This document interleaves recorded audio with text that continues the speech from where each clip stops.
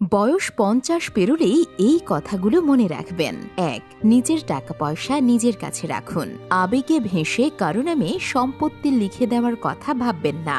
২. ছেলে মেয়েদের উপর নির্ভর করবেন না। বৃদ্ধ বয়সে ছেলে মেয়েরা আপনার দেখাশোনা করবে, এই ভরসায় থাকবেন না। সময়ের সাথে সাথে তাদের জীবন বদলায়, তাদের অগ্রাধিকারও বদলায়। ৩. প্রকৃত বন্ধুদের কাছে থাকুন, যারা আপনাকে আনন্দ দেয়, যারা আপনাকে সত্যিকার অর্থে ভালোবাসে। শুধুমাত্র তাদের সাথেই সময় কাটান। ৪.